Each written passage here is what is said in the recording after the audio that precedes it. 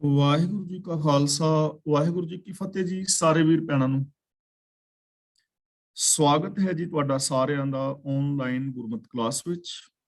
ਜਿਵੇਂ ਕਿ ਆਪ ਸਾਰਿਆਂ ਨੂੰ ਪਤਾ ਹੈ, ਅਸੀਂ ਕੁਝ ਦਿਨ ਤੋਂ ਰਾਮਕਲੀ ਕੀ ਵਾਰ ਦੀ ਵਿਚਾਰ ਆਪਸ ਦੇ ਅੰਦਰ ਸਾਂਝੀ ਕਰਕੇ ਜੀਵਨ ਜੁਗਤ ਸਿੱਖਣ ਦਾ ਯਤਨ ਕਰ ਰਹੇ ਹਾਂ। ਕੱਲ ਤੱਕ ਅਸੀਂ 12 ਪੌੜੀਆਂ ਦੀ ਵਿਚਾਰ ਸਾਂਝੀ ਕਰ ਚੁੱਕੇ ਹਾਂ। ਅੱਜ 13ਵੀਂ ਪੌੜੀ ਦੀ ਵਿਚਾਰ ਆਰੰਭ ਕਰਾਂਗੇ। ਇਸ ਪਾਵਨ ਪੌੜੀ ਦੇ ਨਾਲ ਪਹਿਲਾ ਸ਼ਲੋਕ ਸਾਹਿਬ ਸ੍ਰੀ ਗੁਰੂ ਅਮਰਦਾਸ ਜੀ ਦਾ ਉਚਾਰਨ ਕੀਤਾ ਹੋਇਆ ਹੈ ਔਰ ਆਦਿ ਸ੍ਰੀ ਗੁਰੂ ਗ੍ਰੰਥ ਸਾਹਿਬ ਜੀ ਦੇ ਪਾਵਨ ਅੰਗ 953 ਤੇ ਅੰਕਿਤ ਹੈ। ਸ਼ਲੋਕ ਮਹਿਲਾ ਤੀਜਾ।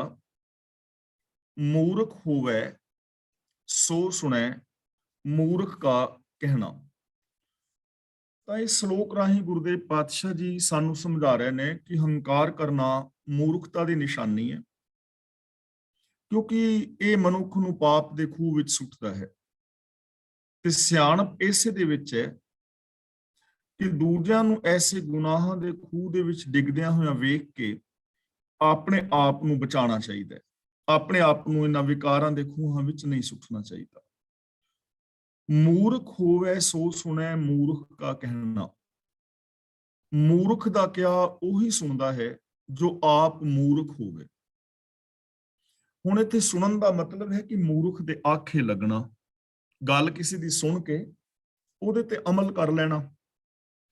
ਤਾਂ ਗੁਰੂ ਪਾਤਸ਼ਾਹ ਜੀ ਸਮਝਾ ਰਹੇ ਨੇ ਕਿ ਜੋ ਇਨਸਾਨ ਮੂਰਖ ਹੈ, ਬੇਸਮਝ ਹੈ, ਉਹੀ ਕਿਸੇ ਬੇਸਮਝ ਮੂਰਖ ਦੀ ਗੱਲ ਨੂੰ ਸੁਣ ਕੇ ਉਹਦੇ ਤੇ ਅਮਲ ਕਰੇਗਾ, ਉਹਨੂੰ ਇੰਪਲੀਮੈਂਟ ਕਰੇਗਾ, ਉਹਨੂੰ ਅਮਲ ਵਿੱਚ ਲਿਆਏਗਾ। ਜਿਹੜਾ ਮੂਰਖ ਹੈ ਉਹ ਮੂਰਖ ਦਾ ਕਿਹਾ ਸੁਣੇਗਾ, ਮੂਰਖ ਦੇ ਆਖੇ ਲੱਗੇਗਾ। मूर्ख के क्या लक्षण हैं, क्या मूर्ख का करना। लक्षण का मतलब है लक्षण, इलामता। करना का मतलब करतब। ਤਾਂ ਹੁਣ ਗੁਰੂ ਪਾਤਸ਼ਾਹ ਜੀ ਸਾਨੂੰ ਇੱਥੇ ਸਮਝਾ ਰਹੇ ਹਨ ਕਿ ਅਸਲ ਦੇ ਅੰਦਰ ਮੂਰਖ ਦੇ ਲੱਛਣ ਕੀ ਨੇ ਔਰ ਮੂਰਖ ਦਾ ਬਿਹੇਵੀਅਰ ਕੀ ਹੈ, ਨਿਸ਼ਾਨੀਆਂ ਕੀ ਨੇ। ਲਖਣ ਦਾ ਮਤਲਬ ਲੱਛਣ, ਅਲਾਮਤਾਂ, और करना का मतलब जो करतूत, जो बंदा काम करता है, बिहेवियर। तो मूर्ख के लक्षण की ने और मूर्ख की करतूत निशानी की है, कर्म की ने। किवें पता लगे कि यह बंदा मूर्ख है। वैसे हर बंदा ही अपने आप को सियाणा समझता है ते दूजे बंदे नूं बंदा मूर्ख कह दिंदा है। पर हुण मूर्खता दीयां निशानियां की ने, गुरुदेव पातशाह सानू अगली पंक्ति दे विच दस रहे ने। पहला सानू समझाया है कि मूर्ख बंदा ही मूर्ख दा क्या सुनदा है, मतलब आखे लगदा है। हुण अगला सवाल यह है कि मूर्ख कौन है, मूर्ख दीयां निशानियां की ने, मूर्ख दे लक्षण की ने, उहदे काम कैसे ने। मूर्ख ओह जे मुगध है अहंकारे मरना। इत्थे मुगध दा मतलब है मोया होया, मोहित होया होया, माया दा ठगिया होया। अहंकारे दा मतलब अहंकार विच, ते मरना दा मतलब जो मरिया होया है, आत्मक मौत ते मरिया होया है। तां गुरु जी कहंदे ने मूर्ख वो है जो माया दा ठगिया होया होवे और जो अहंकार दे अंदर आत्मक मौत ते मर गया होवे, उन्हें मूर्ख कहंदे ने। ये निशानी है, मूर्ख दीयां पहलियां निशानियां ने। ये निशानियां ने मूर्ख दीयां कि जेड़ा माया दा मोया होया है। हुण माया दा मतलब इत्थे पैसा नहीं है। माया दा मतलब वो सोच जो बंदे नूं बंदे नाल रब वर्गा प्यार नहीं करन दिंदी। बंदे दी वो सोच जो बंदे दे अंदर मेर तेर दे वितकरे पैदा करदी है, सैल्फिशनैस पैदा करदी है, उहनूं कहंदे ने माया। जेड़ा इस सोच दा मोया होया है, इस सोच दे विच ग्रस्त है और जिस दे अंदर अहंकार है और अहंकार के कारण आत्मक मौते मरिया हुआ है, इंसानियत भी नहीं है। ते आत्मक मौते मरिया बंदा किनू कहंदे ने, जिहड़ा अंदरों होर होवे ते बाहरों होर होवे, जिस दी सोच दे अंदर कुछ गलत है ते बाहरों पहनावा विखावा कुछ होर है, वो बंदा आत्मक मौते मरिया है, ਉਹਦੇ अंदर इंसानियत नहीं है। ਤਾਂ गुरु जी कहंदे ने जो मनुख माया दा ठगिया होवे, अहंकार विच मरिया होया होवे, आत्मक मौते मरिया होवे, ਉਸ ਬੰਦੇ ਨੂੰ ਮੂਰਖ ਕਹਿਣਾ ਚਾਹੀਦਾ ਹੈ। ਇਹ ਨਿਸ਼ਾਨੀਆਂ ਨੇ ਮੂਰਖ ਦੀਆਂ। ਏਤ ਕਮਾਣੈ ਸਦਾ ਦੁਖ, ਦੁਖ ਹੀ ਮਹਿ ਰਹਿਣਾ। ਏਤ ਕਮਾਣੇ ਦਾ ਮਤਲਬ ਮਾਇਆ ਦੇ ਮੋਹ ਵਿੱਚ ਔਰ ਅਹੰਕਾਰ ਵਿੱਚ ਰਹਿਣ ਨਾਲ, ਐਸੀ ਜ਼ਿੰਦਗੀ ਜੀਣ ਦੇ ਨਾਲ। ਸਦਾ ਦੁੱਖ ਦਾ ਮਤਲਬ ਹਮੇਸ਼ਾ ਦੁੱਖ ਬਣਿਆ ਰਹਿੰਦਾ ਹੈ। ਦੁੱਖ ਮੈਂ ਰਹਿਣਾ ਦਾ ਮਤਲਬ ਬੰਦਾ ਦੁਖੀ ਹੀ ਰਹਿੰਦਾ ਹੈ। ਤਾਂ ਮਾਇਆ ਦੀ ਮਸਤੀ ਔਰ ਅਹੰਕਾਰ ਵਿੱਚ ਜੋ ਕੁਝ ਵੀ ਕਰੀਏ, ਉਸ ਦੇ ਨਾਲ ਹਮੇਸ਼ਾ ਦੁੱਖ ਪ੍ਰਾਪਤ ਹੁੰਦਾ ਹੈ ਔਰ ਹਮੇਸ਼ਾ ਦੁਖੀ ਹੀ ਰਹੀਦਾ ਹੈ। ਤਾਂ ਐਸੀ ਜ਼ਿੰਦਗੀ ਜੀਣ ਵਾਲੇ ਇਨਸਾਨ ਹਮੇਸ਼ਾ ਦੁਖੀ ਰਹਿੰਦੇ ਨੇ। ਉਹਨਾਂ ਦੇ ਜੀਵਨ ਦੇ ਅੰਦਰ ਕੋਈ ਨਾ ਕੋਈ ਦੁੱਖ ਬਣਿਆ ਹੀ ਰਹਿੰਦਾ ਹੈ। ਉਹ ਹਮੇਸ਼ਾ ਪਰੇਸ਼ਾਨ ਰਹਿਣਗੇ, ਬੇਸ਼ੱਕ ਉਹਨਾਂ ਦੇ ਕੋਲ ਕਿੰਨੇ ਵੀ ਚੰਗੇ ਸਾਧਨ ਆ ਜਾਣ। ਐਸੀ ਕਰਮ ਕਰਨ ਵਾਲੇ ਇਨਸਾਨ ਹਮੇਸ਼ਾ ਦੁਖੀ ਰਹਿਣਗੇ। ਕੌਣ? ਜਿਹੜੇ ਮਾਇਆ ਦੀ ਸੋਚ ਵਿੱਚ ਮੋਹਿਤ ਨੇ, ਜੋ ਅਹੰਕਾਰ ਦੇ ਕਾਰਨ ਆਤਮਿਕ ਮੌਤੇ ਮਰ ਗਏ ਨੇ। ਐਸੀ ਜ਼ਿੰਦਗੀ ਜੀਣ ਦੇ ਨਾਲ ਹਮੇਸ਼ਾ ਦੁੱਖ ਮਿਲਦਾ ਹੈ ਔਰ ਬੰਦਾ ਹਮੇਸ਼ਾ ਦੁੱਖਾਂ ਦੇ ਅੰਦਰ, ਮੁਸੀਬਤਾਂ ਦੇ ਵਿੱਚ ਹੀ ਪਿਆ ਰਹਿੰਦਾ ਹੈ। ਅਤ ਪਿਆਰਾ ਪਵੈ ਖੂਹ, ਕਿਹ ਸੰਜਮ ਕਰਨਾ। ਇਹਨੂੰ ਕਿਹੋ ਨਹੀਂ ਪੜਨਾ, ਕਿਹ, ਔਰ ਖੂਹੇ ਨਹੀਂ ਪੜਨਾ, ਖੂਹ। ਖੂਹ ਦੇ ਹਾਹੇ ਨਾਲ ਸਿਹਾਰੀ ਆਉਣ ਨਾਲ ਇਹਦਾ ਮੀਨਿੰਗ ਬਣ ਗਿਆ ਹੈ ਖੂਹ ਵਿੱਚ। ਅਤ ਪਿਆਰਾ, ਅਤ ਪਿਆਰਾ ਦਾ ਮਤਲਬ ਮਾਇਆ ਦੇ ਨਾਲ ਬਹੁਤ ਪਿਆਰ ਕਰਨ ਵਾਲਾ, ਜਿੱਦਾਂ ਮਾਇਆ ਦੀ ਸੋਚ ਦੇ ਨਾਲ ਬਹੁਤ ਪਿਆਰ ਹੋਵੇ, ਵਿਕਾਰਾਂ ਦੇ ਨਾਲ। ਪਵੈ ਖੂਹ, ਜੇ ਉਹ ਖੂਹ ਦੇ ਵਿੱਚ ਡਿੱਗ ਪਏ, ਇਸ ਵਿਕਾਰਾਂ ਦੇ ਖੂਹ ਦੇ ਵਿੱਚ ਡਿੱਗਿਆ ਹੋਵੇ, ਮਾਇਆ ਦੇ ਖੂਹ ਵਿੱਚ ਡਿੱਗਿਆ ਹੋਵੇ, ਤਾਂ ਗੁਰੂ ਜੀ ਕਹਿੰਦੇ ਨੇ ਕਿ ਇਹ ਸੰਜਮ ਕਰਨਾ। ਤਾਂ ਸਾਨੂੰ ਕੋਈ ਸੰਜਮ ਕਰਨਾ ਚਾਹੀਦਾ ਹੈ। ਇੱਥੇ ਸੰਜਮ ਦਾ ਮਤਲਬ ਹੈ ਉਦਮ, ਬਚਾਅ। ਤਾਂ ਸਾਨੂੰ ਉਦਮ ਕਰਨਾ ਚਾਹੀਦਾ ਹੈ, ਸਾਨੂੰ ਉਦਮ ਕਰਨਾ ਚਾਹੀਦਾ ਹੈ। ਗੁਰੂ ਜੀ ਬਚਨ ਕਰ ਰਹੇ ਨੇ ਕਿ ਮਾਇਆ ਵਾਲੀ ਸੋਚ ਨਾਲ ਬਹੁਤਾ ਪਿਆਰ ਕਰਨ ਵਾਲਾ ਮਨੁੱਖ ਮਾਇਆ ਦੇ ਖੂਹ ਵਿੱਚ ਡਿੱਗਾ ਰਹਿੰਦਾ ਹੈ। ਤਾਂ ਗੁਰੂ ਜੀ ਕਹਿੰਦੇ ਨੇ ਕਿ ਸਾਨੂੰ ਉਦਮ ਕਰਨਾ ਚਾਹੀਦਾ ਹੈ, ਕਿ ਸੰਜਮ ਕਰਨਾ, ਇਸ ਖੂਹ ਦੇ ਵਿੱਚ ਡਿੱਗਣ ਤੋਂ ਬਚਾਅ ਕਰਨਾ ਚਾਹੀਦਾ ਹੈ। ਇੱਕ ਤਾਂ ਅਸੀਂ ਉਹਦਾ ਵੀ ਬਚਾਅ ਕਰਨ ਦਾ ਯਤਨ ਕਰੀਏ ਜਿਹੜਾ ਡਿੱਗਿਆ ਹੈ, ਤੇ ਜਿਹੜੀ ਆਪਣੀ ਗੱਲ ਹੈ, ਆਪ ਵੀ ਇਸ ਖੂਹ ਵਿੱਚ ਡਿੱਗਣ ਤੋਂ ਬਚਾਅ ਕਰਨਾ ਚਾਹੀਦਾ ਹੈ। ਮਤਾਂ ਅਸੀਂ ਵੀ ਖੂਹ ਦੇ ਵਿੱਚ ਡਿੱਗ ਪਈਏ, ਬਚਾਅ ਕਰਨਾ ਚਾਹੀਦਾ ਹੈ। ਜੇ ਕੋਈ ਮਾਇਆ ਨਾਲ ਪਿਆਰ ਕਰਨ ਵਾਲਾ ਬੰਦਾ ਇਸ ਮਾਇਆ ਮੋਹ ਦੇ ਖੂਹ ਵਿੱਚ ਡਿੱਗ ਗਿਆ ਹੈ, ਵਿਕਾਰਾਂ ਵਿੱਚ ਡਿੱਗ ਗਿਆ ਹੈ, ਅਹੰਕਾਰ ਦੇ ਵਿੱਚ ਡਿੱਗ ਕੇ ਆਤਮਿਕ ਮੌਤ ਤੇ ਮਰ ਗਿਆ ਹੈ, ਤਾਂ ਸਾਨੂੰ ਉਹਦੇ ਤੋਂ ਬਚਾਅ ਕਰਨਾ ਚਾਹੀਦਾ। ਸਾਨੂੰ ਉਸ ਖੂਹ ਦੇ ਵਿੱਚ ਨਹੀਂ ਡਿੱਗਣਾ ਚਾਹੀਦਾ। ਗੁਰਮੁਖ ਹੋਏ ਸੋ ਕਰੇ ਵਿਚਾਰ, ਉਸ ਅਲਿਪਤੋ ਰਹਿਣਾ। ਅਲਿਪਤ ਦਾ ਮਤਲਬ ਵੱਖਰਾ, ਨਿਰਾਲਾ, ਨਿਰਲੇਪ। ਗੁਰਮੁਖ ਦਾ ਮਤਲਬ ਜੋ ਗੁਰੂ ਦੀ ਸ਼ਰਨੀ ਪੈਂਦਾ ਹੈ।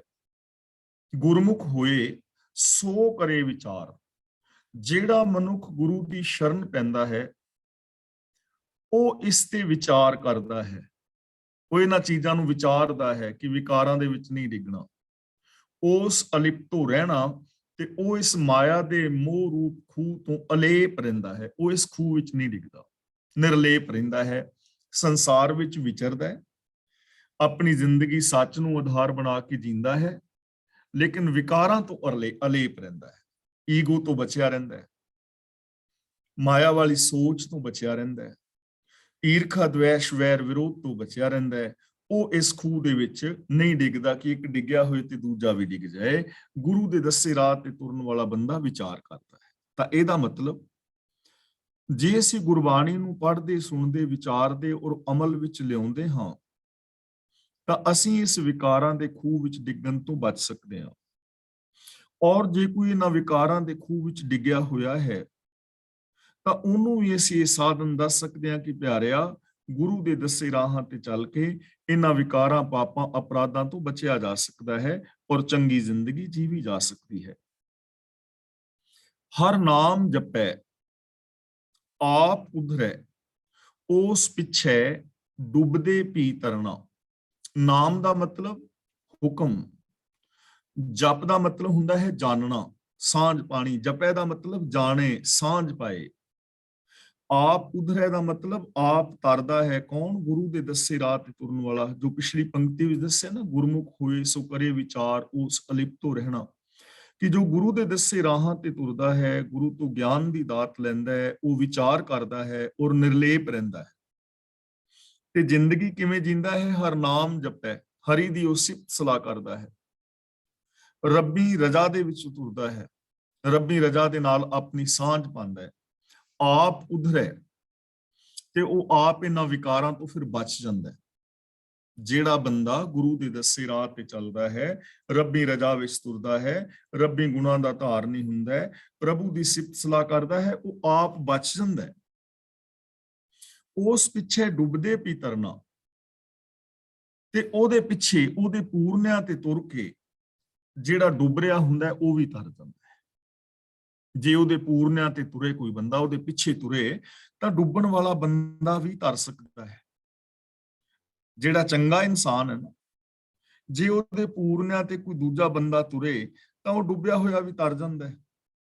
ਕਿੰਨੇ ਸਾਰੀਆਂ ਮਿਸਾਲਾਂ ਸਾਨੂੰ ਇਤਿਹਾਸ ਤੋਂ ਮਿਲਦੀਆਂ ਨੇ।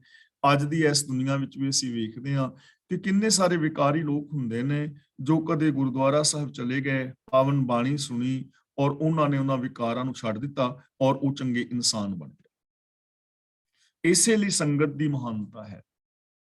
ਤਾਂ ਇੱਥੇ ਸਾਨੂੰ ਇੱਕ ਹੋਰ ਚੀਜ਼ ਮਿਲ ਰਹੀ ਹੈ ਕਿ ਪਹਿਲੀ ਗੱਲ ਤੇ ਆਪ ਰੋਲ ਮਾਡਲ ਬਣਨਾ ਹੈ। ਸਾਡੇ ਪਿੱਛੇ ਲੱਗ ਕੇ ਕੋਈ ਹੋਰ ਬੰਦੇ ਦਾ ਵੀ ਉਧਾਰ ਹੋ ਸਕਦਾ ਹੈ, ਪਹਿਲੀ ਗੱਲ। ਤੇ ਦੂਜੀ ਗੱਲ ਇਹ ਹੈ ਕਿ ਜੇ ਕਿਤੇ ਸਾਡੇ ਅੰਦਰ ਕੋਈ ਦੋਸ਼ ਜਾਂ ਕਮੀ ਹੈ ਤਾਂ ਅਸੀਂ ਐਸੇ ਲੋਕਾਂ ਨੂੰ ਵੇਖਣਾ ਹੈ ਜਿਹੜੇ ਗੁਰਮਤ ਦੇ ਅਨੁਸਾਰ ਜ਼ਿੰਦਗੀ ਜੀ ਕੇ ਇਹਨਾਂ ਵਿਕਾਰਾਂ ਤੋਂ ਬਿਲਕੁਲ ਬਚੇ ਹੋਏ ਨੇ। ਤਾਂ ਅਸੀਂ ਵੀ ਉਹਨਾਂ ਦੀ ਤਰ੍ਹਾਂ ਉਸ ਰਾਸਤੇ ਨੂੰ ਅਪਣਾ ਕੇ ਵਿਕਾਰਾਂ ਤੋਂ ਬਚ ਜਾਣਾ ਹੈ। ਯਾਨੀ ਚੰਗੀ ਸੰਗਤ ਕਰਨੀ। ਜੋ ਜੈਸੀ ਸੰਗਤ ਮਿਲੇ ਸੋ ਤੈਸੋ ਫਲ ਖਾਏ। ਜੇ ਕੋਈ ਖੂਹ ਦੇ ਅੰਦਰ ਡਿੱਗੇ ਹੋਏ ਬੰਦੇ ਨੂੰ ਵੇਖ ਕੇ ਉਹਦੇ ਵਿੱਚ ਛਾਲ ਮਾਰੇਗਾ ਤਾਂ ਉਹਦੀ ਮੌਤ ਹੋਏਗੀ, ਆਤਮਕ ਮੌਤ ਤੇ ਮਰੇਗਾ। ਤੇ ਜੇ ਕੋਈ ਗੁਰਮਤ ਅਨੁਸਾਰ ਜ਼ਿੰਦਗੀ ਜੀਣ ਵਾਲੇ ਇਨਸਾਨ ਨੂੰ ਵੇਖ ਕੇ ਗੁਰਮਤ ਵਾਲੀ ਜ਼ਿੰਦਗੀ ਜੀਵੇਗਾ ਤਾਂ ਉਸ ਇਨਸਾਨ ਦਾ ਪਾਰ ਉਤਾਰਾ ਹੋ ਜਾਏਗਾ। ਨਾਨਕ ਜੋ ਤਿਸ ਭਾਵੈ ਸੋ ਕਰੇ, ਜੋ ਦੇ ਸੋ ਸਹਿਣਾ। ਹੁਣ ਗੁਰੂ ਪਾਤਸ਼ਾਹ ਜੀ ਕਹਿੰਦੇ ਨੇ ਕਿ ਹੇ ਭਾਈ, ਜੋ ਕੁਝ ਪ੍ਰਭੂ ਨੂੰ ਭਾਉਂਦਾ ਹੈ ਉਹ ਹੀ ਕਰਦਾ ਹੈ। ਜੋ ਤਿਸ ਭਾਵੈ ਸੋ ਕਰੇ, ਕਿ ਜੋ ਪ੍ਰਭੂ ਨੂੰ ਭਾਉਂਦਾ ਹੈ ਉਹ ਹੀ ਕਰਦਾ ਹੈ। ਮਤਲਬ ਕਿ ਇਸ ਜਗਤ ਦੇ ਅੰਦਰ ਰੱਬ ਦਾ ਹੁਕਮ ਵਰਤ ਰਿਹਾ ਹੈ। ਹੁਕਮ, ਰਜ਼ਾ, ਭਾਣਾ, ਇਸ ਰਜ਼ਾ ਭਾਣੇ ਤੋਂ ਬਾਹਰ ਕੁਝ ਨਹੀਂ ਹੋ ਸਕਦਾ। ਉਹ ਹੀ ਹੁੰਦਾ ਹੈ ਜੋ ਰੱਬ ਦੀ ਰਜ਼ਾ ਵਿੱਚ ਹੋ ਰਿਹਾ ਹੈ, ਉਹ ਹੀ ਰੱਬ ਕਰਦਾ ਹੈ। ਰੱਬ ਦਾ ਹੁਕਮ ਜੋ ਕਰ ਰਿਹਾ ਹੈ, ਜੋ ਸਿਸਟਮ ਦੇ ਅੰਦਰ ਹੈ, ਉਹ ਹੀ ਹੋ ਸਕਦਾ ਹੈ, ਉਹਦੇ ਤੋਂ ਬਾਹਰ ਕੁਝ ਨਹੀਂ ਹੋ ਸਕਦਾ। ਜੋ ਦੇ ਸੋ ਸਹਿਣਾ, ਜੋ ਕੁਝ ਪ੍ਰਭੂ ਦਿੰਦਾ ਹੈ ਉਹੀ ਜੀਵ ਸਹਾਰਦਾ ਹੈ। ਸਹਾਰਦਾ ਹੈ, ਜੋ ਦਿੰਦਾ ਹੈ ਉਹ ਸਹਾਰਦਾ ਹੈ। ਸਹਾਰਨਾ ਪੈਣਾ ਹੈ। ਹੁਣ ਇਹ ਚੀਜ਼ ਨਾ ਥੋੜੀ ਜਿਹੀ ਸਮਝਣ ਵਾਲੀ ਹੈ ਕਿ ਰੱਬੀ ਹੁਕਮ ਦੇ ਅੰਦਰ ਹੋਣਾ ਹੈ ਜੋ ਕੁਝ ਵੀ ਹੋਣਾ ਹੈ। ਜੋ ਤਿਸ ਭਾਵੈ ਸੋ ਕਰੇ ਦਾ ਮਤਲਬ ਰੱਬ ਦੇ ਹੁਕਮ ਵਿੱਚ ਹੋਣਾ ਹੈ ਜੋ ਵੀ ਹੋਣਾ ਹੈ। ਜਿਹੜਾ ਵੀ ਰਿਜ਼ਲਟ ਨਿਕਲਣਾ ਹੈ ਨਾ ਕਿਸੇ ਵੀ ਕਰਮ ਦਾ, ਉਹਦਾ ਕਰਮ ਰੱਬੀ ਹੁਕਮ ਦੇ ਅੰਦਰ ਨਿਕਲਣਾ ਹੈ, ਹੁਕਮ ਤੋਂ ਉਲਟ ਨਹੀਂ ਨਿਕਲਣਾ। ਤੇ ਫਿਰ ਜੈਸਾ ਅਸੀਂ ਬੀਜ ਬੀਜਾਂਗੇ ਉਹ ਫਲ ਸਾਨੂੰ ਖਾਣਾ ਪਵੇਗਾ। ਜੋ ਦੇ ਸੋ ਸਹਿਣਾ, ਉਹ ਸਹਾਰਨਾ ਪੈਣਾ ਹੈ, ਉਹ ਖਾਣਾ ਪੈਣਾ ਹੈ। ਮੰਨ ਲਓ ਕਿੱਕਰਾਂ ਦੇ ਬੀਜ ਬੀਜੇ ਨੇ, ਜਿਵੇਂ ਬਾਬਾ ਫਰੀਦ ਜੀ ਕਹਿੰਦੇ ਨੇ, ਲੋੜੈ ਦਾਖ ਬਿਜੌਰੀਆਂ ਕਿੱਕਰ ਬੀਜੇ ਜੱਟ। ਜੇ ਕੋਈ ਕਿਸਾਨ ਬੰਦਾ ਆਪਣੇ ਪੈਲੀਆਂ ਵਿੱਚ ਕਿੱਕਰ ਬੀਜਦਾ ਹੈ ਤੇ ਹੁਣ ਉਹਨਾਂ ਕਿੱਕਰਾਂ ਤੋਂ ਅੰਗੂਰਾਂ ਦੇ ਫਲ ਨਹੀਂ ਖਾਦੇ ਜਾ ਸਕਦੇ। ਕਿੱਕਰਾਂ ਨਾਲ ਅੰਗੂਰਾਂ ਦੇ ਫਲ ਨਹੀਂ ਲੱਗਣੇ। ਇਸ ਸਿਸਟਮ ਦੇ ਵਿੱਚ ਹੈ ਜਿਹੜਾ ਬੀਜ ਬੀਜਿਆ ਹੈ ਉਹ ਹੀ ਉਗਣਾ। ਹੰਢੈ ਉੱਨ ਕਤਾਏ ਦਾ ਪੈਂਦਾ ਲੋੜੈ ਪੱਟ। ਭੇਡਾਂ ਦੀ ਉੱਨ ਮਨਾ ਲਈ, ਭੇਡਾਂ ਮੁੰਨ ਲਈਆਂ, ਭੇਡਾਂ ਦੀ ਉੱਨ ਵਾਲਾਂ ਦੇ ਨਾਲ ਉੱਨ ਕਤਾ ਲਈ, ਤੇ ਹੁਣ ਉਹ ਜਿਹੜੀ ਭੇਡਾਂ ਦੀ ਉੱਨ ਕੱਤੀ ਹੋਈ ਹੈ ਉਹਦੇ ਨਾਲ ਕਿਸੇ ਖੱਡੀ ਵਾਲੇ ਕੋਲ ਜਾ ਕੇ ਕਹੇ ਕਿ ਮੈਨੂੰ ਰੇਸ਼ਮੀ ਕੱਪੜੇ ਬਣਾ ਦੇ, ਤਾਂ ਉਸ ਉੱਨ ਦੇ ਨਾਲ ਰੇਸ਼ਮੀ ਕੱਪੜੇ ਨਹੀਂ ਬਣਦੇ। ਸਿਸਟਮ ਦੇ ਵਿੱਚ ਹੀ ਹੈ ਨਹੀਂ, ਉੱਨ ਤੋਂ ਰੇਸ਼ਮੀ ਕੱਪੜੇ ਬਣ ਹੀ ਨਹੀਂ ਸਕਦੇ। ਇਸੇ ਤਰ੍ਹਾਂ ਜੇ ਕੋਈ ਬੰਦਾ ਆਪਣੇ ਦਿਮਾਗ ਦੇ ਅੰਦਰ ਨੈਗੇਟਿਵ ਬੋਲ ਬੋਲ ਕੇ ਪਾਉਂਦਾ ਹੈ, ਜਾਂ ਮਾੜੇ ਕਰਮ ਕਰਦਾ ਹੈ, ਸੋਚ ਮਾੜੀ ਹੈ, ਤਾਂ ਸਿਸਟਮ ਦੇ ਅੰਦਰ ਉਸ ਸੋਚ ਦਾ ਫਲ ਮਿਲਣਾ ਹੈ। ਜੈਸੀ ਸੋਚ ਹੈ ਉਹ ਫਲ ਮਿਲਣਾ ਹੈ, ਰਿਜ਼ਲਟ ਉਹਦਾ ਨਿਕਲ। ਤੇ ਨੈਗੇਟਿਵ ਸੋਚ ਸੋਚ ਕੇ ਜੇ ਬੰਦਾ ਪੋਜ਼ਿਟਿਵ ਉਹਦਾ ਫਲ ਪਾਣਾ ਚਾਹੇ ਤਾਂ ਕਦੇ ਨਹੀਂ ਹੋਣਾ। ਜੋ ਹੁਕਮ ਦੇ ਅੰਦਰ ਹੈ ਉਹ ਸਹਾਰਨਾ ਪੈਣਾ ਹੈ। ਇਸ ਲਈ ਬੀਜ ਬੀਜਣ ਤੋਂ ਪਹਿਲਾਂ ਸੋਚੋ ਕਿ ਤੁਸੀਂ ਚਾਹੁੰਦੇ ਕੀ ਹੋ, ਸੁੱਖ ਜਾਂ ਦੁੱਖ।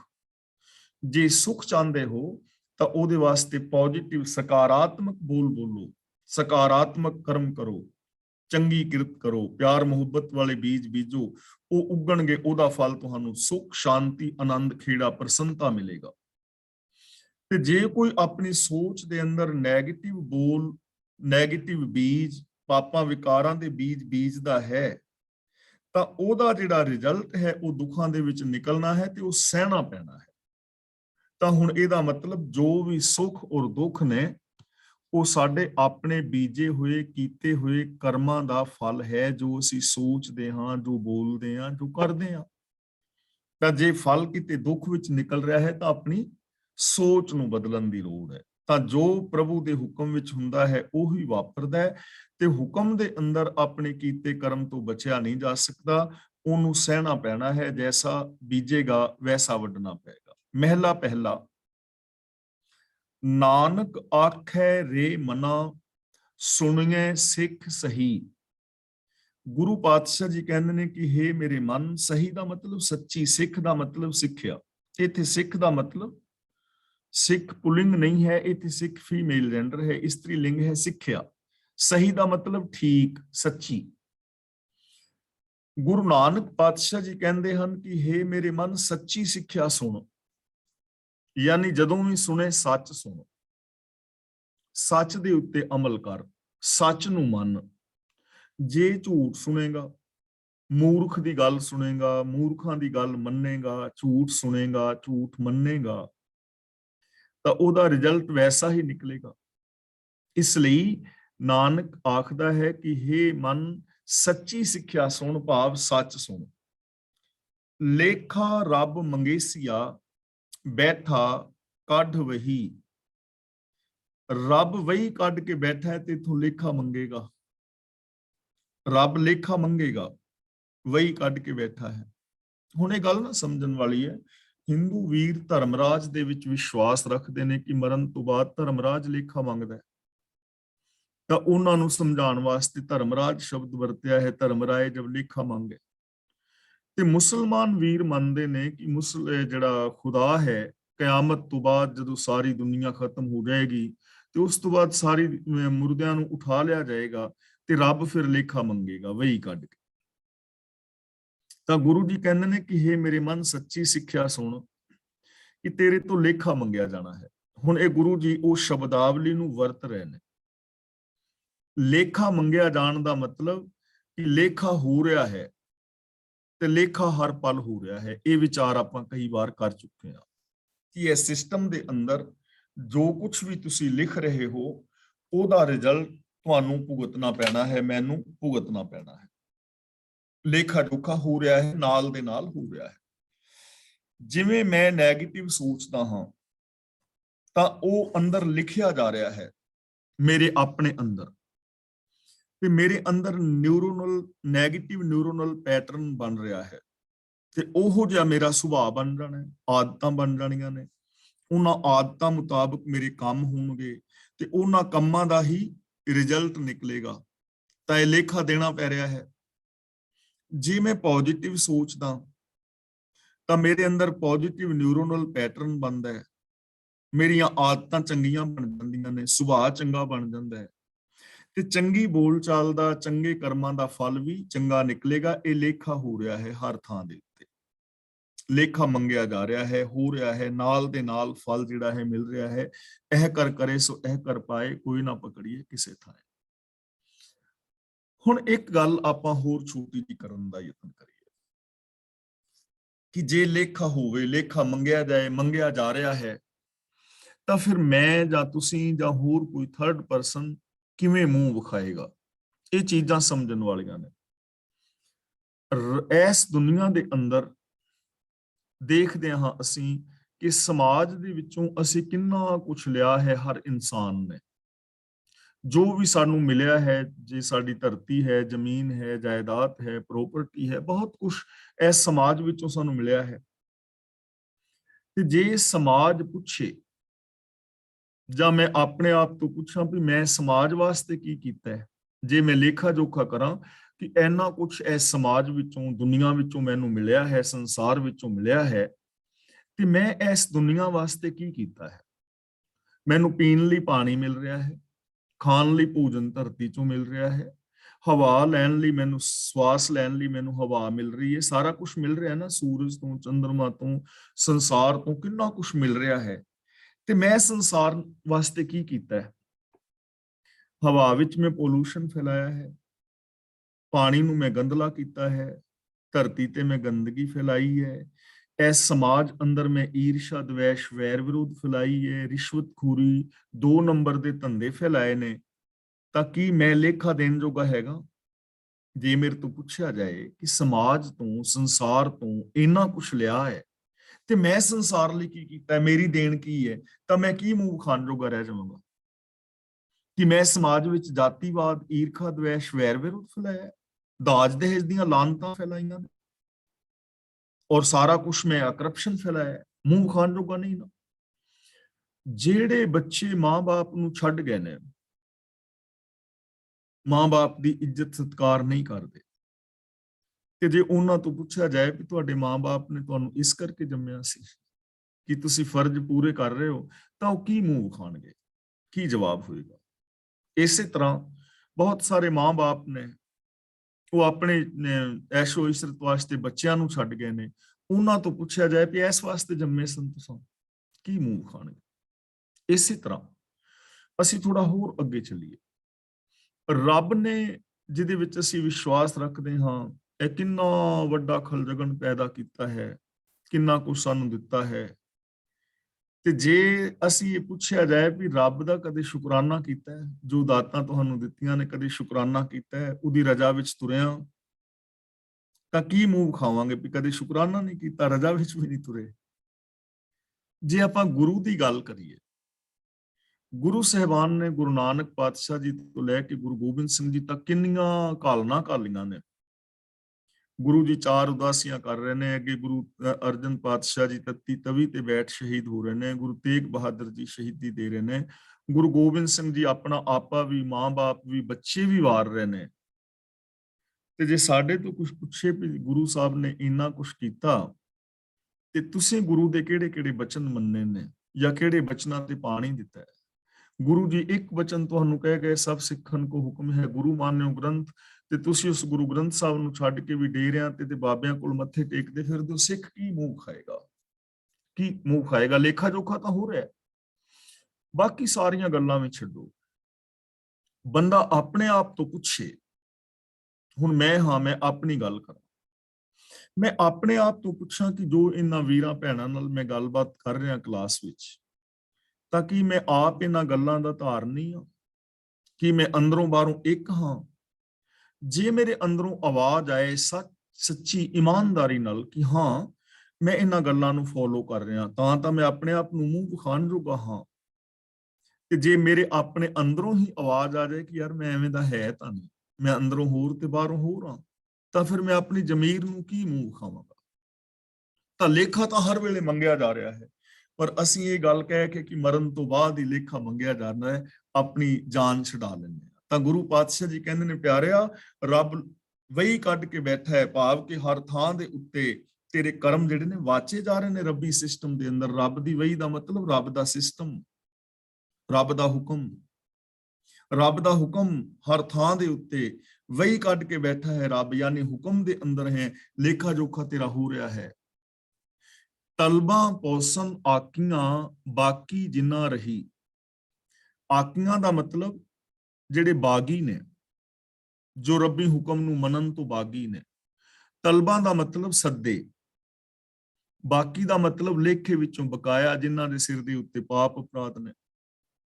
ਜਿਨ੍ਹਾਂ ਵੱਲ ਲੇਖੇ ਦੀ ਬਾਕੀ ਰਹਿ ਜਾਂਦੀ ਹੈ, ਉਹਨਾਂ ਮਨਮੁਖਾਂ ਨੂੰ ਸੱਦੇ ਪੈਣਗੇ।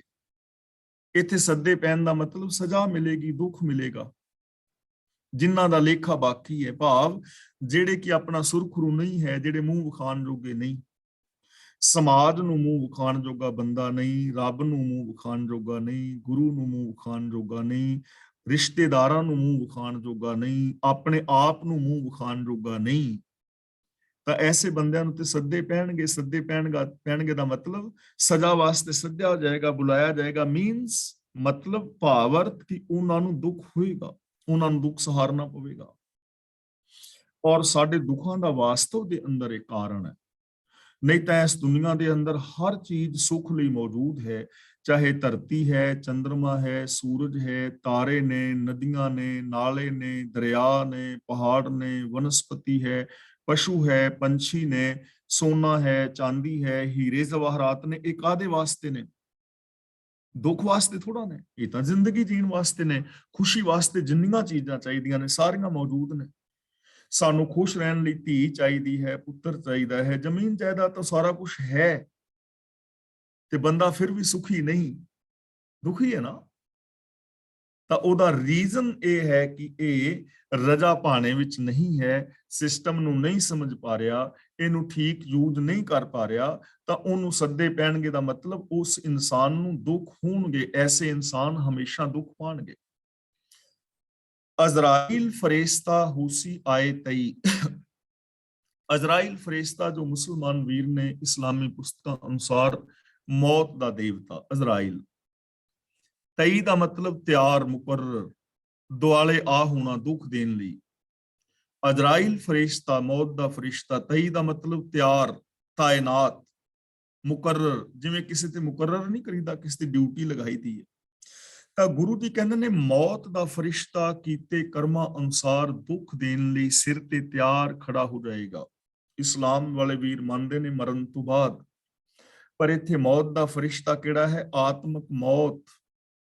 ਜੇ ਮਾੜੇ ਕਰਮ ਕਰੋਗੇ ਤੇ ਆਤਮਿਕ ਮੌਤ ਦਾ ਜੋ ਫਰਿਸ਼ਤਾ ਹੈ ਉਹ ਤੁਹਾਡੇ ਸਿਰ ਦੇ ਉੱਤੇ ਖੜਾ ਹੈ। ਬੰਦੇ ਦੀ ਆਤਮਿਕ ਮੌਤ ਹੋ ਜਾਏਗੀ, ਬੰਦੇ ਦੇ ਅੰਦਰੋਂ ਇਨਸਾਨੀਅਤ ਮਰ ਜਾਏਗੀ। ਔਰ ਜਦੋਂ ਇਨਸਾਨੀਅਤ ਮਰ ਜਾਏਗੀ, ਅੰਦਰੋਂ ਸ਼ੁਭ ਗੁਣ ਮਰ ਜਾਣਗੇ, ਤਾਂ ਫਿਰ ਕੀ ਹੈ? ਆਤਮਿਕ ਮੌਤ ਤੇ ਮਰਿਆ ਬੰਦਾ ਦੁਖੀ ਹੈ, ਆਪ ਵੀ ਦੁਖੀ ਹੈ, ਦੂਜਿਆਂ ਨੂੰ ਵੀ ਦੁਖੀ ਕਰਦਾ ਹੈ। ਇਸ ਦੁਨੀਆ ਵਿੱਚ ਜਿੰਨੇ ਵੀ ਦੁੱਖ ਨੇ ਉਹ ਵਿਕਾਰਾਂ ਕਰਕੇ ਨੇ। ਜੇ ਮੈਂ ਦੁਖੀ ਹਾਂ ਨਾ ਆਪਣੇ ਵਿਕਾਰਾਂ ਕਰਕੇ, ਤਾਂ ਵਿਕਾਰਾਂ ਕਰਕੇ ਦੁਖੀ ਹਾਂ, ਪਾਪਾਂ ਕਰਕੇ, ਅਪਰਾਧਾਂ ਕਰਕੇ, ਚੋਰੀਆਂ ਕਰਕੇ, ਬੇਈਮਾਨੀਆਂ, ਠੱਗੀਆਂ ਕਰਕੇ ਮੈਂ ਦੁਖੀ ਹਾਂ। ਜੇ ਮੈਂ ਖੁਦ ਕਰ ਰਿਹਾ ਤਾਂ ਦੁਖੀ ਹਾਂ।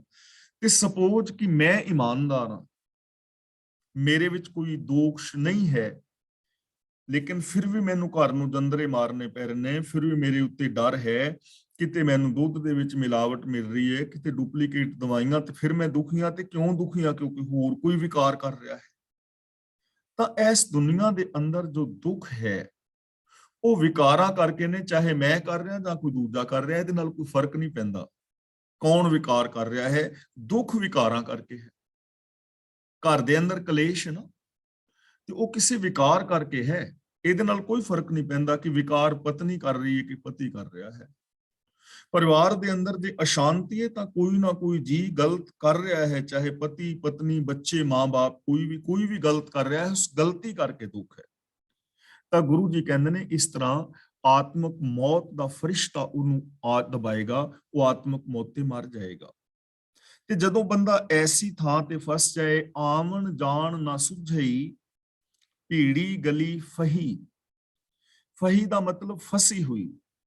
ਜਦੋਂ ਜਿੰਦ ਇਹੋ ਜਿਹੀ ਥਾਂ ਤੇ ਫਸ ਜਾਏ, ਆਵਣ ਜਾਣ ਨਾ ਸੁਝਈ। ਆਵਣ ਜਾਣ ਦਾ ਮਤਲਬ ਆਉਣਾ ਜਾਣਾ, ਕਿੱਧਰ ਜਾਵਾਂ, ਕੀ ਕਰਾਂ, ਉਹਦੇ ਵਿੱਚੋਂ ਨਿਕਲਣਾ। ਆਵਣ ਜਾਣ ਦਾ ਇੱਥੇ ਮੀਨਿੰਗ ਹੈ ਕਿ ਉਹਦੇ ਵਿੱਚੋਂ ਨਿਕਲਣ ਦਾ ਸਾਧਨ। ਸੁਝਈ ਦਾ ਮਤਲਬ ਸੁਝਦਾ ਨਹੀਂ, ਔੜਦਾ ਨਹੀਂ।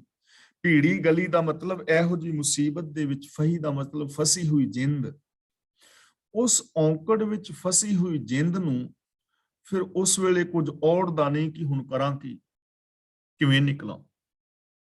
ਕਿੰਨੇ ਲੋਕ ਨੇ ਜਿਨ੍ਹਾਂ ਨੇ ਆਪਣੇ ਆਪੇ ਨੂੰ ਵਿਕਾਰਾਂ ਦੇ ਵਿੱਚ ਫਸਾ ਲਿਆ, ਤੇ ਹੁਣ ਕੋਈ ਮਾਰਗ ਸੁੱਝ ਨਹੀਂ ਰਿਹਾ ਵੀ ਹੁਣ ਕਰਾਂ ਕੀ। ਕੁਛ ਵੀ ਨਹੀਂ ਹੋ ਸਕਦਾ। ਹੁਣ ਜਦੋਂ ਆਤਮਿਕ ਮੌਤ ਹੋ ਗਈ, ਜਦੋਂ ਵਿਕਾਰ ਕਮਾ ਕੇ ਬੰਦੇ ਨੇ ਆਪਣਾ ਆਪਾ ਬਰਬਾਦ ਕਰ ਹੀ ਲਿਆ, ਤਾਂ ਫਿਰ ਐਸੇ ਦੁੱਖਾਂ ਦੇ ਵਿੱਚ ਬੰਦਾ ਫਸਦਾ ਹੈ ਕਿ ਉਹਨੂੰ ਨਿਕਲਣ ਲਈ ਕੋਈ ਥਾਂ ਲੱਭਦਾ ਨਹੀਂ, ਰਾਹ ਲੱਭਦਾ ਨਹੀਂ। ਬੰਦਾ ਨਿਕਲਣਾ ਚਾਹੁੰਦਾ ਹੈ ਪਰ ਕੁਝ ਸੁਝਦਾ ਨਹੀਂ ਹੈ। ਔਰ ਇੱਕ ਹਕੀਕਤ ਹੈ, ਦੁਨੀਆ ਵਿੱਚ ਲੋਕ ਦੁਖੀ ਕਿਉਂ ਨੇ?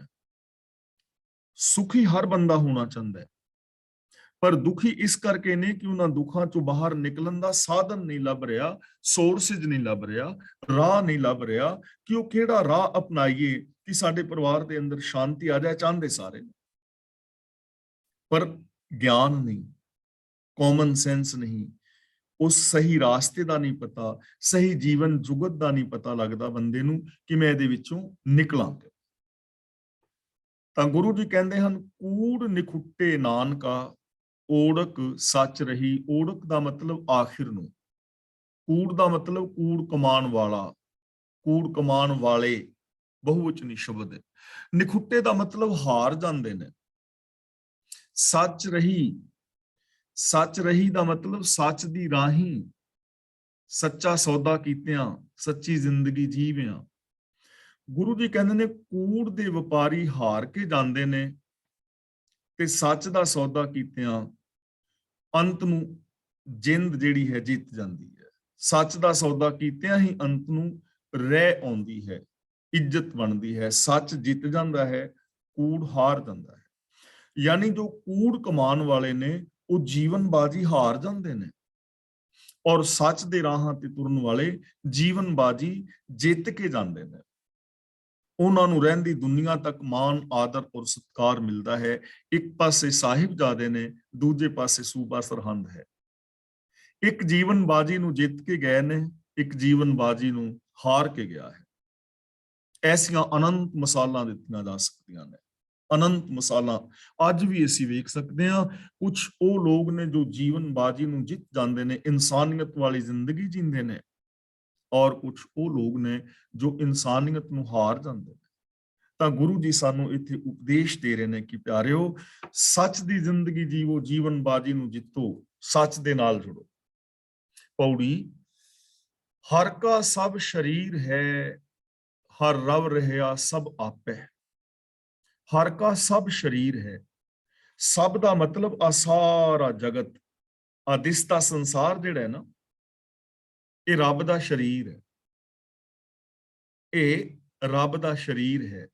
ਜੇ ਸ਼ਰੀਰ ਕਰਕੇ ਰੱਬ ਦੇ ਦਰਸ਼ਨ ਕਰਨੇ ਨੇ ਨਾ, ਤਾਂ ਸਾਰਾ ਦਿਸਦਾ ਬ੍ਰਹਿਮੰਡ ਜੋ ਯੂਨੀਵਰਸ ਹੈ, ਇਹ ਸਾਰਾ ਰੱਬ ਦਾ ਸ਼ਰੀਰ ਹੈ।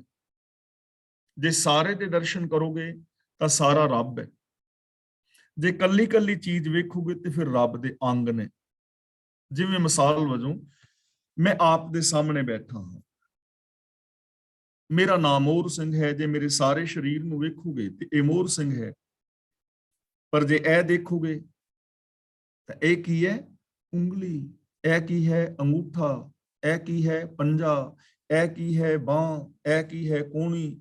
ਇਹ ਸਿਰ, ਇਹ ਅੱਖਾਂ। ਜੇ ਇੱਕ ਇੱਕ ਚੀਜ਼ ਨੂੰ ਦੇਖੋਗੇ ਤੇ ਅੰਗ ਦਿਸਣਗੇ। ਜੇ ਸਾਰੇ ਨੂੰ ਮਿਲਾ ਕੇ ਦੇਖੋਗੇ ਮੋਹਰ ਸਿੰਘ ਦਿਸੇਗਾ। ਜੇ ਅੰਗ ਅੰਗ ਵੇਖੋਗੇ ਮੋਹਰ ਸਿੰਘ ਨਹੀਂ ਦਿਸੇਗਾ, ਅੰਗ ਦਿਸਣਗੇ। ਸਾਰੇ ਨੂੰ ਮਿਲਾ ਕੇ ਦੇਖੋਗੇ ਮੋਹਰ ਸਿੰਘ ਦਿਸੇਗਾ। ਇਸੇ ਤਰ੍ਹਾਂ ਜੇ ਆ ਸਾਰੇ ਬ੍ਰਹਿਮੰਡ ਨੂੰ ਮਿਲਾ ਕੇ ਵੇਖੋਗੇ ਰੱਬ ਦਿਸੇਗਾ, ਤੇ ਜੇ ਕੱਲੇ ਕੱਲੇ ਨੂੰ ਵੇਖੋਗੇ ਫਿਰ ਅੰਗ ਦਿਸਣਗੇ। ਧਰਤੀ ਵੱਖਰੀ ਦਿਸੇਗੀ, ਚੰਦਰਮਾ ਵੱਖਰਾ ਦਿਸੇਗਾ, ਸੂਰਜ ਵੱਖਰਾ ਦਿਸੇਗਾ, ਬੰਦੇ ਜਨਾਨੀਆਂ ਵੱਖਰੇ ਦਿਸਣਗੇ, ਫਿਰ ਰੱਬ ਨਹੀਂ ਦਿਸੇਗਾ, ਅੰਗ ਦਿਸਣਗੇ। ਜੇ ਸਾਰੇ ਨੂੰ ਮਿਲਾ ਕੇ ਵੇਖੋਗੇ ਸਮੁੰਦਰ ਦਿਸੇਗਾ, ਤੇ ਜੇ ਕੱਲੇ ਕੱਲੇ ਨੂੰ ਵੇਖੋਗੇ ਕੱਲੀ ਕੱਲੀ ਲਹਿਰ ਦਿਸੇਗੀ, ਬੁਲਬੁਲਾ ਦਿਸੇਗਾ, ਝੱਗ ਦਿਸੇਗੀ। ਤੁਹਾਡਾ ਆਪਣਾ ਘਰ ਹੈ ਤਾਂ ਸਾਰੇ ਮਕਾਨ ਨੂੰ ਇਕੱਠਿਆਂ ਵੇਖੋਗੇ ਤੇ ਘਰ ਦਿਸੇਗਾ ਕਿ ਇਹ ਮਕਾਨ ਹੈ, ਘਰ ਹੈ। ਪਰ ਜੇ ਕੱਲਾ ਕੱਲਾ ਵੇਖੋਗੇ ਤੇ ਇਹ ਬਾਥਰੂਮ ਹੈ, ਤਾਂ ਬਾਥਰੂਮ ਘਰ ਤੇ ਨਾ ਹੁੰਦਾ, ਬਾਥਰੂਮ ਤਾਂ ਬਾਥਰੂਮ ਹੈ। ਇਹ ਰਸੋਈ ਹੈ ਤਾਂ ਕੱਲੀ ਰਸੋਈ ਦਿਸੇਗੀ, ਘਰ ਨਹੀਂ ਦਿਸੇਗਾ। ਇਹ ਬੈਡਰੂਮ ਹੈ ਤਾਂ ਬੈਡਰੂਮ ਬੈਡਰੂਮ ਹੈ, ਘਰ ਨਹੀਂ ਹੈ। ਹੁਣ ਜੇ ਬੈਡਰੂਮ, ਇਹ ਬੈਡਰੂਮ ਹੈ, ਇਹ ਰਸੋਈ ਹੈ, ਇਹ ਡਾਈਨਿੰਗ ਰੂਮ ਹੈ, ਇਹ ਬਾਥਰੂਮ ਹੈ, ਇਹ ਸਾਡਾ ਲਾਨ ਹੈ, ਤੇ ਤੁਹਾਡਾ ਘਰ ਕਿੱਥੇ ਗਿਆ? ਘਰ ਨਹੀਂ ਰਿਹਾ ਨਾ, ਕਿਉਂਕਿ ਕੱਲੀ ਕੱਲੀ ਚੀਜ਼ ਵੇਖ ਰਹੇ ਹਾਂ। ਹੁਣ ਸਾਰੇ ਨੂੰ ਵੇਖੋਗੇ ਤੇ ਘਰ ਹੈ। ਇਸੇ ਤਰ੍ਹਾਂ ਸਾਰਾ ਜੋ ਬ੍ਰਹਿਮੰਡ ਹੈ ਇਹ ਰੱਬ ਦਾ ਸ਼ਰੀਰ ਹੈ। ਕੱਲੇ ਕੱਲੇ ਨੂੰ ਵੇਖੋਗੇ ਤੇ ਅੰਗ ਦਿਸਣਗੇ। ਬਸ ਇਹੀ ਪ੍ਰੋਬਲਮ ਹੈ ਕਿ ਬੰਦਾ ਕੱਲੇ ਕੱਲੇ ਨੂੰ ਵੇਖ ਰਿਹਾ ਹੈ, ਅੰਗ ਅੰਗ ਵੇਖ ਰਿਹਾ ਹੈ, ਰੱਬ ਨਹੀਂ ਦਿਸ ਰਿਹਾ। हर का सब शरीर है, ये सारा जगत आकार मानो रब दा शरीर है। हर रब रहा सब आपे, ते सब थावां ते रब रमिया होया है। बाथरूम घर विच ते घर बाथरूम विच अटैच ने। ਉਂਗਲੀ ਮੋਹਰ ਸਿੰਘ ਦੇ ਨਾਲ ਤੇ ਮੋਹਰ ਸਿੰਘ ਉਂਗਲੀ ਦੇ ਨਾਲ ਰਮਿਆ ਹੋਇਆ ਹੈ ਤਾਣੇ ਪੇਟੇ ਦੀ ਤਰ੍ਹਾਂ। ਤਾਂ ਗੁਰੂ ਪਾਤਸ਼ਾਹ ਜੀ ਕਹਿੰਦੇ ਨੇ ਸਾਰਾ ਜਗਤ ਰੱਬ ਦਾ ਰੂਪ ਹੈ, ਹਰ ਥਾਂ ਤੇ ਵਿਆਪਕ ਹੈ। ਹਰ ਕੀ ਕੀਮਤ ਨਾ ਪਵੇ, ਕਿਛ ਕਹਿਣ ਨਾ ਜਾਪੈ। ਕਹਿਣ ਨਾ ਜਾਪੈ ਦਾ ਮਤਲਬ ਸੁਝਦਾ ਨਹੀਂ। ਜਾਪੈ ਦਾ ਮਤਲਬ ਹੁੰਦਾ ਹੈ ਜਾਣਨਾ, ਜਪ ਦਾ ਮਤਲਬ ਹੁੰਦਾ ਹੈ ਜਾਣਨਾ। ਇੱਥੇ ਜਾਪੈ ਦਾ ਮਤਲਬ ਜਾਪਦਾ ਨਹੀਂ, ਸੁਝਦਾ ਨਹੀਂ, ਔੜਦਾ ਨਹੀਂ। ਪ੍ਰਭੂ ਦੀ ਕੀਮਤ ਨਹੀਂ ਪਾਈ ਜਾ ਸਕਦੀ, ਉਹਦਾ ਅੰਤ ਨਹੀਂ ਪਾਇਆ ਜਾ ਸਕਦਾ। ਹਰ ਕੀ ਕੀਮਤ ਨਾ ਪਵੇ ਦਾ ਮਤਲਬ ਪ੍ਰਭੂ ਦਾ ਅੰਤ ਨਹੀਂ ਪਾਇਆ ਜਾ ਸਕਦਾ। ਕਿਛ ਕਹਿਣ ਨਾ ਜਾਪੈ, ਉਹਦੀ ਵਡਿਆਈ ਕਹਿਣ ਵਾਸਤੇ ਅੰਤ ਪਾਉਣ ਲਈ ਕੀ ਕਹੀਏ, ਕੁਝ ਸੁਝਦਾ ਨਹੀਂ, ਕੁਛ ਜਾਪਦਾ ਨਹੀਂ, ਕੁਛ ਸੁਝਦਾ ਨਹੀਂ। ਕੀ ਕਹਾਂ ਜਿਹਦੇ ਨਾਲ ਰੱਬ ਦਾ ਅੰਤ ਪਾ ਲਵਾਂ? ਕੁਛ ਸੁਝਦਾ ਹੈ? ਕੁਛ ਨਹੀਂ ਸੁਝਦਾ, ਕੁਛ ਨਹੀਂ ਔੜਦਾ। ਮੀਨਸ ਕਿ ਰੱਬ ਦੀ ਵਡਿਆਈ ਇਹ ਅੰਤ ਨਹੀਂ ਪਾਇਆ ਜਾ ਸਕਦਾ। ਕੀਤਾ ਕੀ ਜਾ ਸਕਦਾ ਹੈ? ਗੁਰ ਪ੍ਰਸਾਦੀ ਸਾਲਾਹੀ ਹੈ, ਹਰ ਭਗਤੀ ਰਾਪੈ। ਰਾਪੈ ਦਾ ਮਤਲਬ ਰੰਗਿਆ ਜਾਂਦਾ ਹੈ, ਪ੍ਰਸਾਦੀ ਦਾ ਮਤਲਬ ਕਿਰਪਾ ਨਾਲ।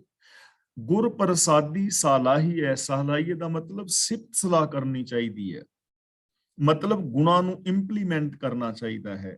ਸਤਿਗੁਰ ਦੀ ਕਿਰਪਾ ਨਾਲ ਪ੍ਰਭੂ ਦੀ ਸਿਫਤ ਸਲਾਹ ਕੀਤੀ ਜਾ ਸਕਦੀ ਹੈ। ਤੇ ਜਿਹੜਾ ਪ੍ਰਭੂ ਦੀ ਸਿਫਤ ਸਲਾਹ ਕਰਦਾ ਹੈ ਉਹ ਪ੍ਰਭੂ ਦੀ ਭਗਤੀ ਵਿੱਚ ਰੰਗਿਆ ਜਾਂਦਾ ਹੈ, ਪ੍ਰਭੂ ਦੇ ਪਿਆਰ ਵਿੱਚ ਰੰਗਿਆ ਜਾਂਦਾ ਹੈ। ਗੁਰੂ ਦੇ ਗਿਆਨ ਰਾਹੀਂ ਰੱਬ ਦੀ ਸਿਫਤ ਸਲਾਹ ਕੀਤੀ ਜਾ ਸਕਦੀ ਹੈ, ਉਹਦੇ ਗੁਣਾਂ ਦੇ ਧਾਰਨੀ ਹੋਇਆ ਜਾ ਸਕਦਾ ਹੈ, ਅੰਤ ਨਹੀਂ ਪਾਇਆ ਜਾ ਸਕਦਾ।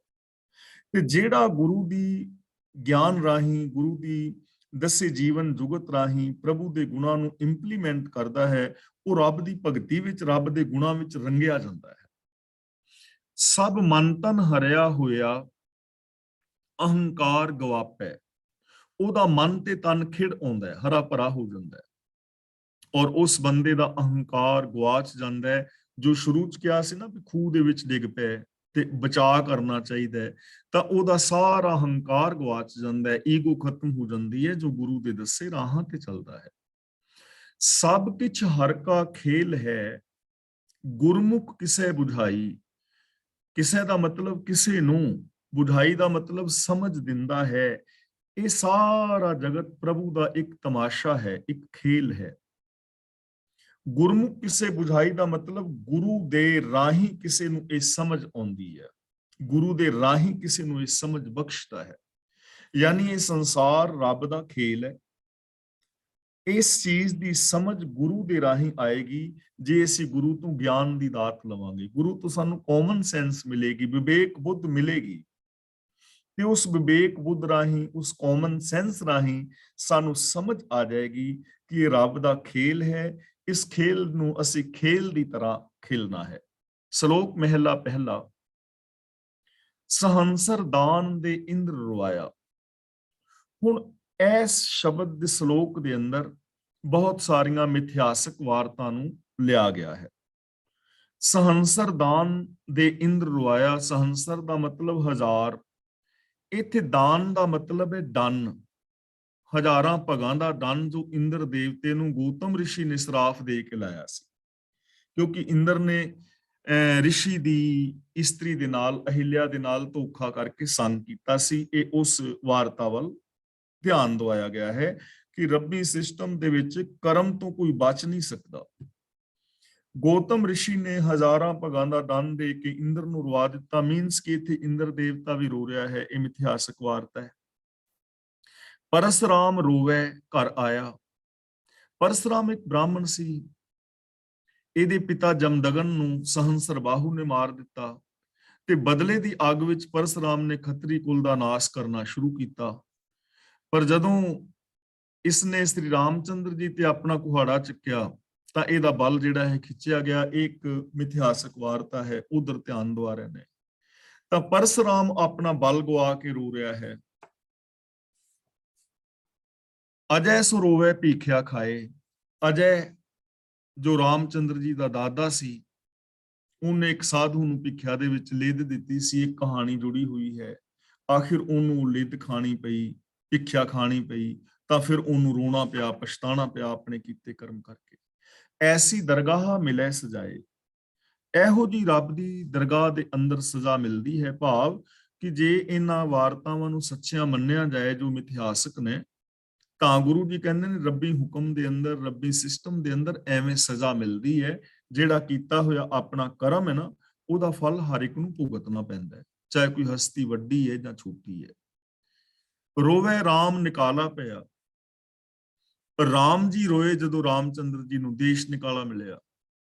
ਸੀਤਾ ਲక్ష్మణ ਵਿਛੜ ਗਿਆ, ਸੀਤਾ ਤੇ ਲక్ష్మణ ਨਾਲੋਂ ਵੱਖਰਾ ਹੋ ਗਿਆ, ਲక్ష్మణ ਮੂਰਛਿਤ ਹੋ ਗਿਆ, ਸੀਤਾ ਨੂੰ ਰਾਵਣ ਚੱਕ ਕੇ ਲੈ ਗਿਆ।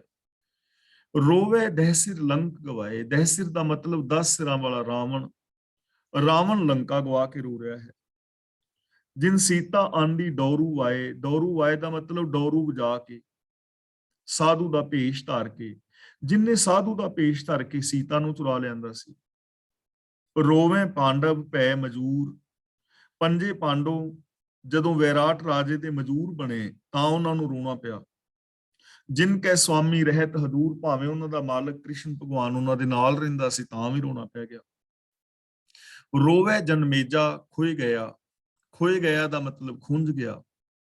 ਰਾਜਾ ਜਨਮੇਜਾ, ਇਹਦੇ ਨਾਲ ਇੱਕ ਵਾਰਤਾ ਜੁੜੀ ਹੋਈ ਹੈ ਕਿ 18 ਬ੍ਰਾਹਮਣਾਂ ਨੂੰ ਜਾਨੋਂ ਮਾਰ ਦਿੱਤਾ। ਪ੍ਰਾਸ਼ਚਿਤ ਵਾਸਤੇ ਮਹਾਭਾਰਤ ਸੁਣਿਆ ਪਰ ਸ਼ੰਕਾ ਕੀਤਾ ਤੇ ਇਹਦਾ ਕੋਡ ਰਹਿ ਗਿਆ। ਇਹ ਵਾਰਤਾ ਜੁੜੀ ਹੋਈ ਇਹਦੇ ਨਾਲ।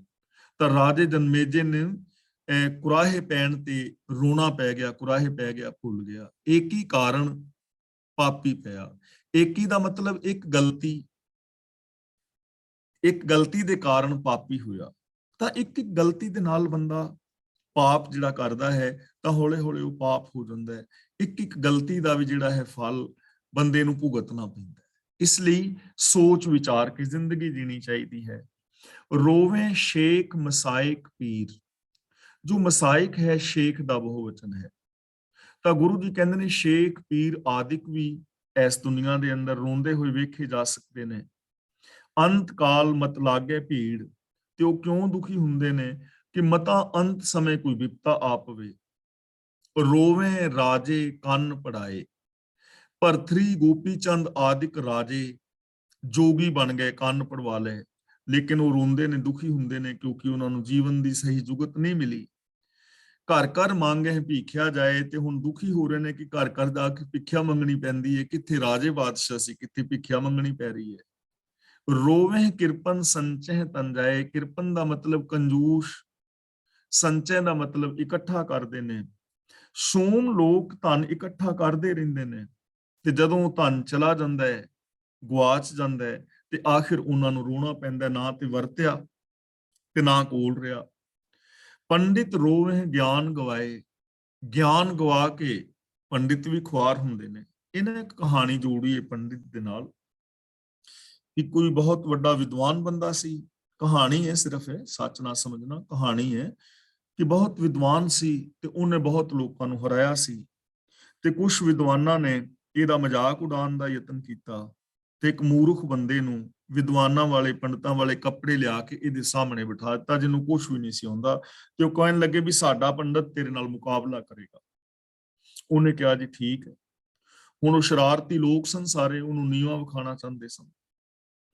ਤਾਂ ਇਹਨੇ ਕਿਹਾ ਵੀ ਹਾਂ ਵਾਰਤਾ। ਉਹ ਕਹਿਣ ਲੱਗਾ ਜੀ ਗੁਪਤ ਵਾਰਤਾ ਹੋਏਗੀ। ਉਹਨੇ ਇੱਕ ਉਂਗਲੀ ਕੀਤੀ ਪੰਡਿਤ ਨੇ, ਤੇ ਉਹਨੇ ਦੋ ਕਰ ਦਿੱਤੀਆਂ। ਉਹਨੇ ਤੇ ਕਿਹਾ ਵੀ ਰੱਬ ਇੱਕ ਹੈ, ਤੇ ਉਹਨੇ ਸਮਝਿਆ ਮੈਨੂੰ ਕਹਿੰਦਾ ਮੈਂ ਤੇਰੀ ਇੱਕ ਅੱਖ ਭੰਨ ਦੇਣੀ, ਤੇ ਉਹਨੇ ਕਿਹਾ ਮੈਂ ਤੇਰੀਆਂ ਦੋਵੇਂ ਭੰਨਾਂਗਾ। ਤੇ ਜਿਹੜੇ ਨਾਲ ਦੇ ਸੀ ਉਹਨਾਂ ਨੇ ਨਾਲ ਹੀ ਕਹਿ ਦਿੱਤਾ ਵੀ ਮੈਂ ਤੇ ਇੱਕ ਕਹਿ ਰਿਹਾ ਵੀ ਇੱਕ ਰੱਬ ਹੈ। ਤੇ ਉਹਦੇ ਨਾਲ ਦਿਆਂ ਨੇ ਵਿਆਖਿਆ ਕੀਤੀ ਵੀ ਸਾਡਾ ਪੰਡਿਤ ਕਹਿ ਰਿਹਾ ਹੈ ਕਿ ਇੱਕ ਰੱਬ ਹੈ ਤੇ ਦੂਜੀ ਕੁਦਰਤ ਹੈ, ਸਾਰੀ ਮਾਇਆ ਦੂਜੀ ਹੈ।